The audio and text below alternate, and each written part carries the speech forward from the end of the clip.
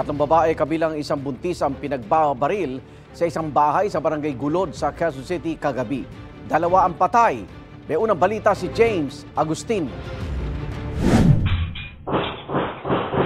Umalingaw-ngaw ang sunod-sunod na putok ng baril sa bahaging ito ng barangay Gulod sa Novaliches, Quezon City mag-alas 9 kagabi. Paghupa ng mga putok, tumambad sa isang bahayang bangkay ng magkapatid na babae. Dead on the spot malapit sa pintuan ng 36 anyos sa si Angela Padilla na 4 na buwang buntis. Sa loob naman ng kwarto natagpuan ng bangkay ng 34 anyos niyang kapatid na si Jennifer Garcia. Nagtamo sila ng mga tama ng bala ng baril sa iba't ibang bahagi ng katawan. Sugatan din ng 33 anyos sa babaeng kabarkada ni Jennifer na tinamaan ng bala sa balikat at paa. Sa investigasyon ng pulisya, nagkukwentuhan ng 3 biktima ng paputukan ng 2 lalaki na kapwa nakasuot ng jacket at helmet. Pinasok yung bahay ng 2 suspect and allegedly may dalang baril. Both yung parehas yung suspect, may dalang baril. And bumaba daw yung mga suspect na yun sa motor. Isang motor yung gamit nila, then dire-diretso dun sa bahay.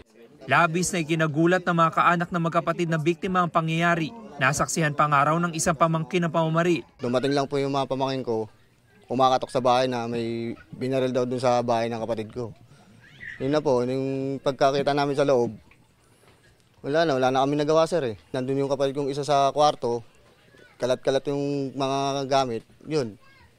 Parang gustong lumaban ng kapatid ko, wala na rin magagawa.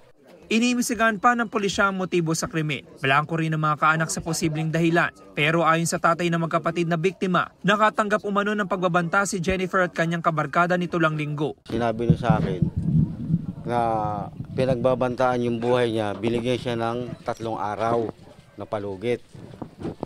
Pati yung nabaril yun, pati yung, yung kabarkada niya na ganun nga. Ang sabi ko naman sa kanya, umalis ka na lang dito para hindi mangyari.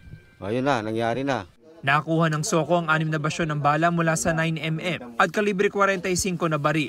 Nire-review na rin ng pulisya ang makakuha ng CCTV sa mga lugar na posibleng dinaanan ng mga salarin. Nag-plus alarm na din kami sa ibang station, baka ma-intercept yung mga riding in tandem na yun.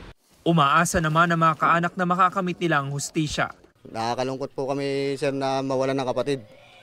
Dapat ako na lang yung tinira nila, hindi yung kapatid ko. Masakit sa akin na pati yung anak ko na wala namang nalalaman sa buhay, kung hindi alagaan yung 2 anak niya, dinamay nila.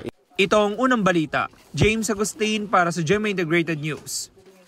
Igan, mauna ka sa mga balita, mag-subscribe na sa GMA Integrated News sa YouTube para sa iba't ibang ulat sa ating bansa.